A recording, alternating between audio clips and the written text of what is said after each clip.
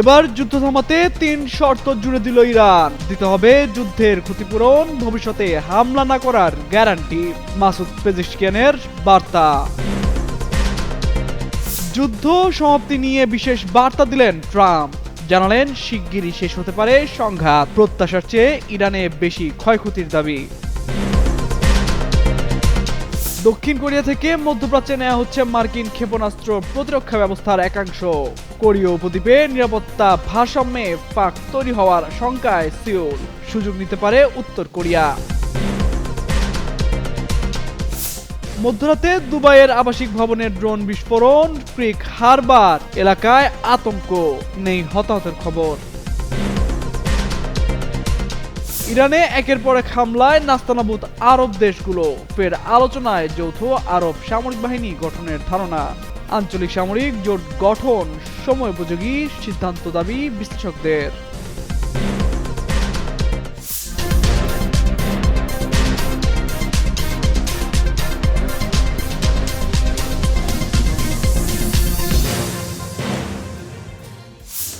মধ্যপ্রাচ্যে চলমান উত্তেজনার মধ্যে যুদ্ধ বন্ধের বিষয়ে শর্ত সাপেক্ষে রাজি হওয়ার ইঙ্গিত দিয়েছে মাসুদ পেজিশকিয়ানের নেতৃত্বাধীন ইরান। দেশটির প্রেসিডেন্ট জানিয়েছেন, স্থায়ী শান্তি প্রতিষ্ঠা করতে হলে আন্তর্জাতিক মহলকে কিছু নির্দিষ্ট শর্ত মানতে হবে। বুধবার সামাজিক যোগাযোগ মাধ্যম এক্সে দেওয়া এক পোস্টে তিনি জানান, রাশিয়া ও পাকিস্তানের নেতাদের সঙ্গে আলোচনার সময় ইরানের অবস্থান স্পষ্টভাবে তুলে ধরা হয়েছে। তার মতে, বর্তমান সংঘাতের জন্য দায়ী জায়নিস্ট শাসনগোষ্ঠী ও যুক্তরাষ্ট্র। ইরানের প্রেসিডেন্ট বলেন, তেহরান অঞ্চলটিতে শান্তি বজায় রাখতে প্রতিশ্রুতিবদ্ধ, তবে যুদ্ধ বন্ধের জন্য ভবিষ্যতে আগ্রাসন ঠেকাতে আন্তর্জাতিক নিশ্চয়তা অত্যন্ত জরুরি। এই যুদ্ধ বন্ধ করতে ইরানে দেওয়া শর্তগুলি হল: ১. আন্তর্জাতিক পরিমণ্ডলে ইরানের বৈধ অধিকার স্বীকৃতি দিতে হবে। ২. সাম্প্রতিক হামলায় ইরানের যে ক্ষয়ক্ষতি হয়েছে তার ক্ষতিপূরণ দিতে হবে। আর ৩ হল ভবিষ্যতে ইরানের উপর আর কোনো হামলা না হওয়ার বিষয়ে শক্তিশালী আন্তর্জাতিক গ্যারান্টি দিতে হবে। এদিকে পরিস্থিতি শান্ত করতে কূটনৈতিক তৎপরতা বাড়িয়েছে বিভিন্ন দেশ। এর মধ্যেই লেবানন ভিত্তিক সশস্ত্র গোষ্ঠী ইসরায়েলকে লক্ষ্য করে একযোগে প্রায় ১০০টি রকেট নিক্ষেপ করেছে বলে জানিয়েছে ইসরায়েলি প্রতিরক্ষা বাহিনী। যদিও এতে মধ্যপ্রাচ্যে উত্তেজনা আরও বাড়ার আশঙ্কা দেখা দিয়েছে।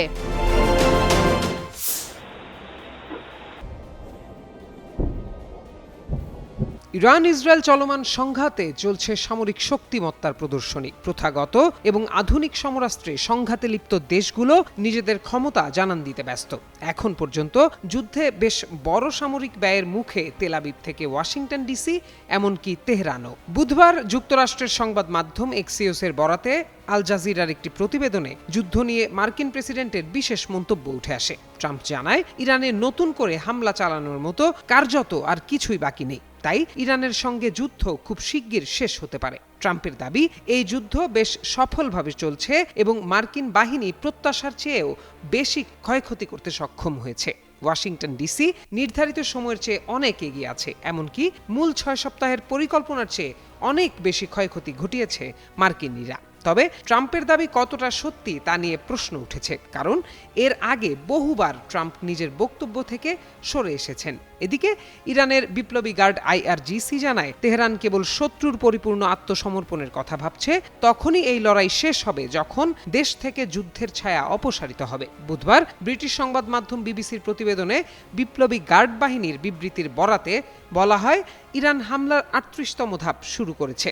কুয়েতের আদিরি হেলিকপ্টার ঘাঁটিতে ২টি শক্তিশালী ও যুগপৎ ক্ষেপণাস্ত্র হামলা করা হয়েছে, এতে অন্তত ১০০ জন আহত হয়েছেন। এছাড়া IRGC বাহরাইনের মিনা সালমান বন্দরে অবস্থিত আমেরিকান ঘাঁটিতে ক্ষেপণাস্ত্র ও ড্রোন হামলা চালিয়েছে। কুয়েতের ২টি নৌঘাঁটি মোহাম্মদ আল আহমদ ও আলী আল সালেম এ অবস্থিত ক্যাম্প পেট্রিয়াট এবং মার্কিন সেনাদের আবাসন ও সরঞ্জাম রাখার গুদামগুলোতেও ভয়াবহ হামলা করা হয়েছে।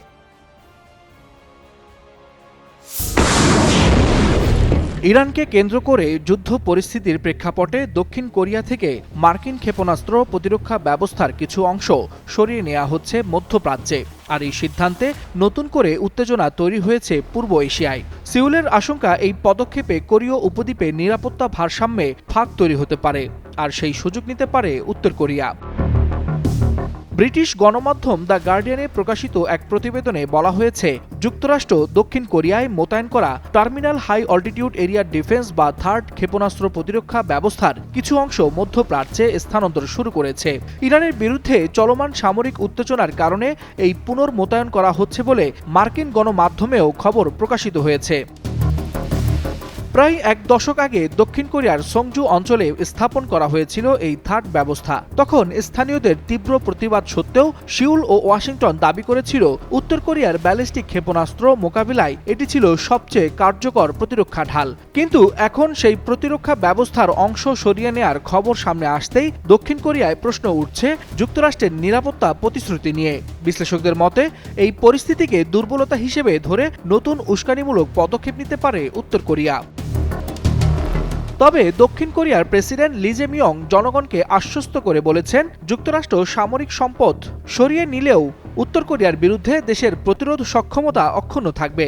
তার ভাষায়, এই পুনর্মোতায়েন দক্ষিণ কোরিয়ার নিরাপত্তা কৌশলকে গুরুতরভাবে দুর্বল করবে না।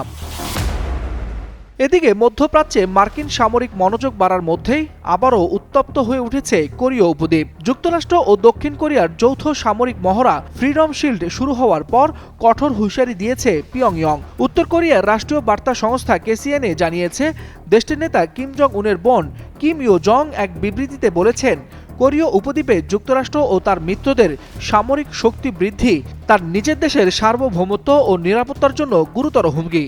তিনি সতর্ক করে বলেন, এমন পদক্ষেপের পরিণতি হতে পারে অকল্পনীয় এবং মারাত্মক ভয়াবহ। এমন পরিস্থিতিতে দক্ষিণ কোরিয়া থেকে মার্কিন ক্ষেপণাস্ত্র প্রতিরক্ষা ব্যবস্থার অংশ সরিয়ে নেয় কোরীয় উপদ্বীপে নতুন কৌশলগত হিসাব নিকাশের জন্ম দিচ্ছে। বিশ্লেষকদের মতে, এই পরিবর্তিত পরিস্থিতি উত্তর কোরিয়ার জন্য নতুন সুযোগ তৈরি করবে, যা আগামী দিনে এই অঞ্চলের নিরাপত্তা সমীকরণকে আরও জটিল করে তুলতে পারে। ওয়ালিউল হাসানাত, যুগান্তর নিউজ।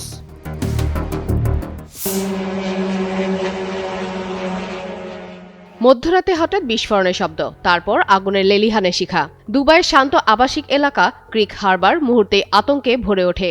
চলমান আঞ্চলিক উত্তেজনার মধ্যে বৃহস্পতিবার ভোরে একটি ড্রোন সরাসরি আঘাত হানে এলাকার একটি বহুতল আবাসিক ভবনে। দুবাই মিডিয়া অফিস জানিয়েছে, স্থানীয় সময় রাত প্রায় 2টা 45 মিনিটে একটি ড্রোন ভবনের একটি তালায় আঘাত করলে সেখানে আগুন ধরে যায়। খবর পেয়ে দুবাই সিভিল ডিফেন্সের জরুরি দল দ্রুত ঘটনাস্থলে পৌঁছে আগুন নিয়ন্ত্রণে আনে। নিরাপত্তার স্বার্থে ভবনের বাসিন্দাদের দ্রুত সরিয়ে নেওয়া হয়। কর্তৃপক্ষ জানিয়েছে, এ ঘটনায় কোনো হতাহতের খবর পাওয়া যায়নি। ক্রিক হারবার দুবাইয়ের একটি বিলাসবহুল ওয়াটারফ্রন্ট এলাকা, যেখানে উচ্চমানের আবাসিক ভবন ও হোটেল রয়েছে। দুবাই আন্তর্জাতিক বিমানবন্দর থেকে এর দূরত্ব প্রায় 8 কিলোমিটার। এর আগে বুধবার দুবাই আন্তর্জাতিক বিমানবন্দরের কাছেও দুটি ড্রোন পড়ে। এ ঘটনায় 2 ঘানা নাগরিক ও 1 বাংলাদেশি সহ 3 জন সামান্য আহত হন এবং একজন ভারতীয় নাগরিক মাঝারি আহত হন। গত 28 ফেব্রুয়ারি শুরু হওয়া আঞ্চলিক উত্তেজনার পর থেকেই আমিরাত জুড়ে একাধিক ড্রোন ও ক্ষেপণাস্ত্রের ঘটনার খবর পাওয়া যাচ্ছে। তেহরানের দাবি, আমিরাতে থাকা মার্কিন অবকাঠামো লক্ষ্য করে এসব হামলা চালানো হচ্ছে।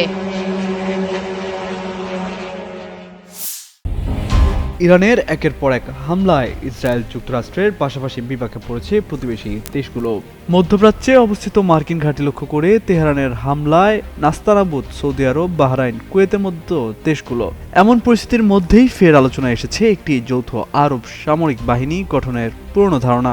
এটি অনেকটা ইউরোপের দেশগুলোর সমন্বয়ে গঠিত ন্যাটো বাহিনীর মতোই কাজ করবে। বুধবার প্রকাশিত এক নিবন্ধে আমিরাত ভিত্তিক সংবাদ মাধ্যম দ্য ন্যাশনাল জানিয়েছে, 2015 সালে আরব নেতাদের এক সম্মেলনে এমন একটি বাহিনীর কথা প্রথম বলেছিলেন মিশরের প্রেসিডেন্ট আবদেল ফাত্তাহ সিসি। এ বিষয়ে সিসি বলেছিলেন, আঞ্চলিক নিরাপত্তা পরিস্থিতি মোকাবিলায় একটি যৌথ আরব বাহিনী গঠনের বিষয়ে আত্মবিশ্বাসের সঙ্গে গভীরভাবে ভাবতে হবে। সম্প্রতি ইরানকে ঘিরে উত্তেজনা বাড়ার পর সেই বক্তব্যের একটি ভিডিও আবারও প্রচার করেছে দেশটির সরকার ঘনিষ্ঠ একটি টেলিভিশন চ্যানেল। সর্বশেষ গত 7 মার্চ আরব দেশগুলোর পররাষ্ট্রমন্ত্রীদের এক ভার্চুয়াল বৈঠকে মিশরের পররাষ্ট্রমন্ত্রী বদর আবদেলাত্তি বলেছেন, প্রতিবেশী দেশগুলোর ওপর ইরানের হামলা প্রমাণ করেছে যৌথ আরব পদক্ষেপের ধারণাকে সক্রিয় করা জরুরি। এর মধ্যে একটি যৌথ সামরিক বাহিনী গঠনের বিষয়ও থাকতে পারে, যা সদস্য দেশগুলোর নিরাপত্তা রক্ষা এবং আঞ্চলিক হুমকি মোকাবিলায় কাজ করবে। যদিও মিশরের কৌশল বিশ্লেষক সামির রাঘেব মনে করেন বর্তমান পরিস্থিতিতে যৌথ বাহিনী নিয়ে আলোচনা কিছুটা অপ্রাসঙ্গিক। তার মতে এখন জরুরি কাজ হলো ইরানি হামলার মুখে থাকা দেশগুলোকে সুরক্ষা দেওয়া এবং হরমুজ প্রণালীর মতো গুরুত্বপূর্ণ সমুদ্রপথের নিরাপত্তা নিশ্চিত করা।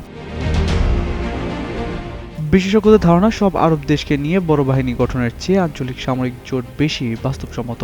বিশেষ করে গালফ কোঅপারেশন কাউন্সিলভুক্ত দেশগুলো আকাশ প্রতিরক্ষা, গোয়েন্দা তথ্য বিনিময় ও সামরিক সমন্বয়ের ক্ষেত্রে একসঙ্গে কাজ করতে পারে। একই সঙ্গে মিশর, সৌদি আরব ও সংযুক্ত আরব আমিরাতকে ঘিরেও একটি কার্যকর সামরিক জোট গড়ে ওঠার সম্ভাবনা রয়েছে। তামজিদ মির্জা, যুগান্তর নিউজ।